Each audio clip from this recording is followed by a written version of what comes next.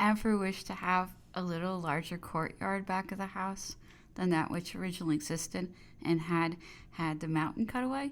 In the excavated portion was a little dripping spring. His Majesty intended to make a fountain and also a little basin, but as the work presented many difficulties and would entail considerable expense, he thought it better to give up the plan.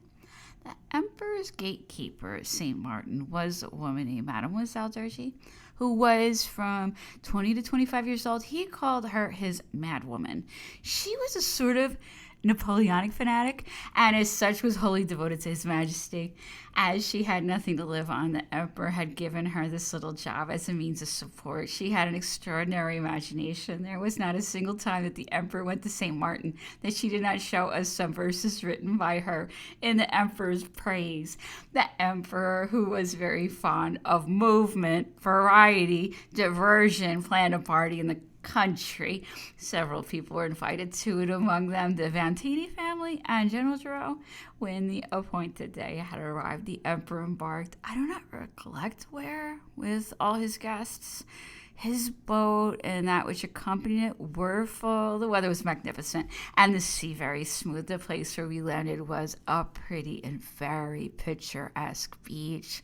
There were rocks, trees, stretches of green grass, and a little way off a charming stream, which fell here and there in cascades, was shaded by clumps of bushes. The emperor settled himself a few yards from the sea in order to shelter himself from the rays of the sun, had them put up a little awning of his boat, under which he and his guests took their places around a rustic meal. They placed all the dishes, which were to form the breakfast, on a tablecloth laid on the ground, and everybody seated or standing began to eat. The emperor waited on the ladies according to his custom, and the men waited on themselves or were waited on by the butler. The meal was very gay, and what contributed not a little to make it so was that the emperor enlivened it still more by his flashes of wit and the little stories which he knew how to tell so well. Never in my life have I witnessed so agreeable a spectacle as that which this delicious morning offered to my eyes. When the repast, which lasted longer than ordinary meals, was finished, the emperor asked for a gun and went ahead of his guests to see if he could find any game to kill. As nothing appeared at which he could fire, though he walked for half an hour, he handed me his gun and went and sat down beside the stream under the shade of the bushes. And there he took pleasure in putting his feet in the water and moving them about while he talked to those near him. He remained about an hour in the same place. He liked to feel the coolness of the water through his boots without having his feet wet. The day was well advanced when he went to the boat and started back to Portofino.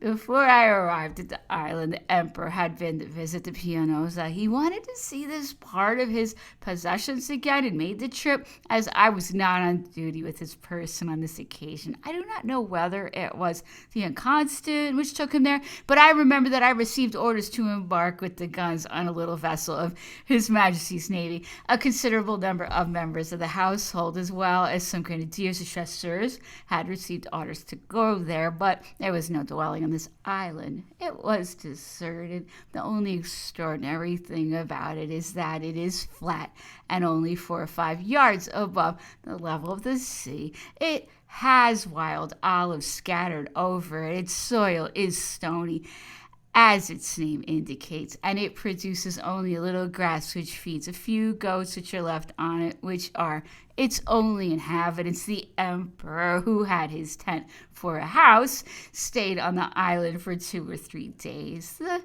day we started to return to Portofino, we had a headwind and a very rough sea. It was only late at night, towards morning, that we succeeded in entering port. The ship on which I returned was the same which took me to Pianosa. It had its bowsprit broken. The emperor had a house at Langon. This house, of which I recollect nothing as to its situation or arrangement, had been repaired and cleaned from top to bottom. His Majesty lived in it for a few days. The only recollection which I have of it is that the rooms were floored with red tiles, so soft and so badly baked that we were always in a red dust.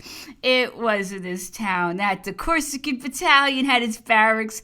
Monsieur Guasco was its commandant. General everyone often went to inspect it. It sometimes happened that in the drill or the maneuvers, the general would shake the soldiers who were awkward or who marched badly. One day, the emperor, whom he was telling of the training of the battalion and to whom he narrated the blunders of the soldiers to whom he had given blows or whom he had struck with his sword on their shoulders or their stomachs, said to him, "Look out! Don't treat these men like that, or you may suffer for it. They are vindictive and never forgive anything. Believe me, don't trust them." I think that the general took his advice. The battalion numbered 400 or 500 men, very well equipped and drilled. It followed the Emperor to France.